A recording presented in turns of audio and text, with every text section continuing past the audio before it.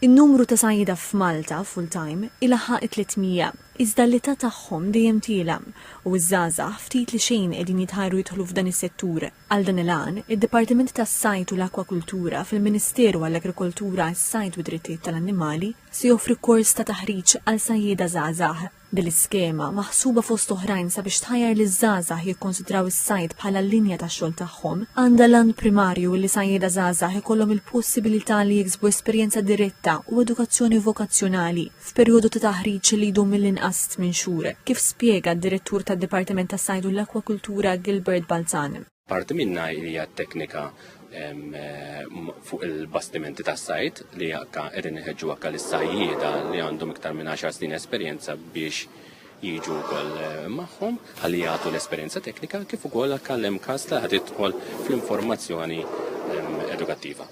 Il-Ministru għall-Agrikoltura, is-Sajd u d-Drittijiet tal-Annimali Anton Refolo għalli li din l-iskema se tinċentiva sajjieda żgħażagħ aspiranti li għandhom għal-qalbhom is-settur tas-sajd sabiex jagħmlu esperjenza ta' xogħol ma' sajjieda stabiliti.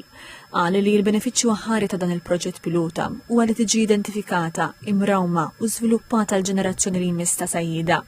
Is-Segretarju Parlamentari għas-Sajd, l-Akwakultura u d-Drittijiet tal-Annimali Alisha Buġija Sajd qalet li din l-inizjattiva se tgħin sabiex l-industrija tas-sajd tibqa' sostenibbli u attiva u tħeġġeġ sabiex aktar żgħażagħ jibdew jaraw is-sajd bħala l-linja tax-xogħol tagħhom. Żiedet tgħid li l-istess prinċipju irid jiġi applikat fejn jidħlu s-setturi tal-bidja u l-agrikultura.